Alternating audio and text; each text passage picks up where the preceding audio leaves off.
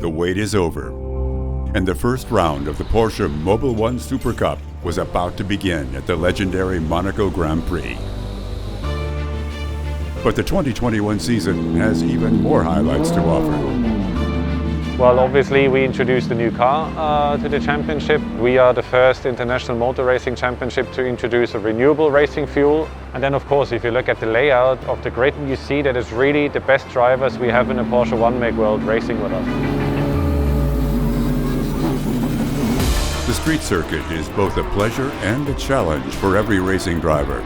Mistakes are punished mercilessly, which increases the meaning of a victory for drivers and teams enormously. The challenge and the pressure inside is so special, you know, it's not about the speed, it's because of the plastic sound, because of the contact, because of the slide of the car. This is what I love the most. A fair amount of drivers have already been able to gain experience in the new car, thanks to private testing and other one-make cups that started their season earlier. It's absolutely fantastic to be here at the Porsche Supercup. Whenever I can, I will come and see my friends. It's still a family and I still feel part of that family. It quickly became apparent that last year's title contenders were also looking to be among the front runners this season, with PEREIRA setting the fastest lap at the end. Monaco is special. Every lap you think you're crashing into the wall, and yeah, all small mistake, it's over. Really special, and then finishing up pre-practice in P1. Hopefully we can continue like that. Lauren Heinrich and Philipp Zager had to park their cars irreparably after heavy crashes. Thanks to the hard work of their teams, it was possible for them to drive with replacement vehicles. However, there was not enough time for Heinrich to participate in the qualifying. He had to start from the last position. Yeah, it was my first time on that track. The few laps I had, I really enjoyed, I have to say.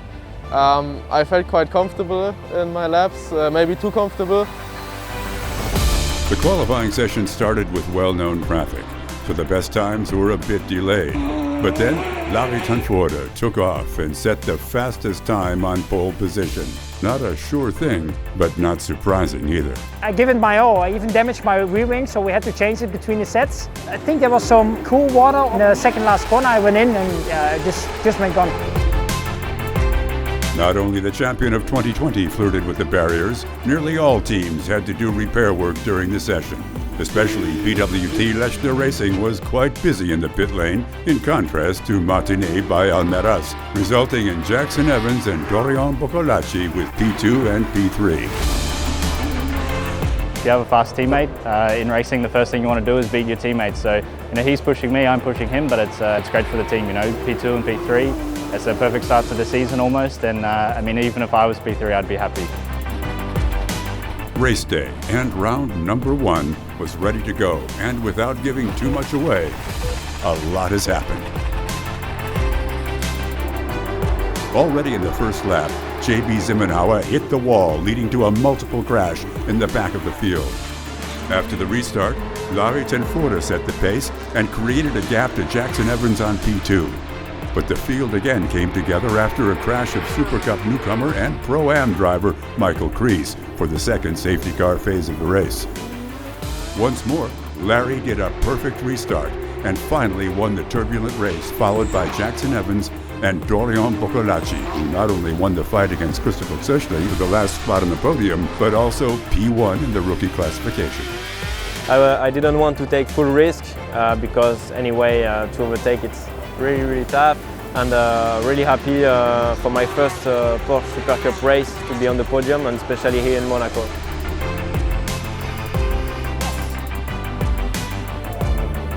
Clément Mathieu won the Pro-Am classification and completed a formidable race day for Team Martinet by Almaraz.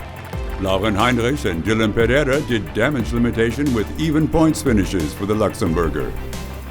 Starting with the positive side, Dylan did overtake so many cars. He did a clever race, and as always in racing it can be really hard, especially around the streets here of Monaco. When you think you can't get any worse, basically you get the answer the next day. We are a strong team, and I say we will even come back stronger. We're looking forward to round 2 in Spielberg, Austria, starting with the free practice on the 25th of June. Be part of us.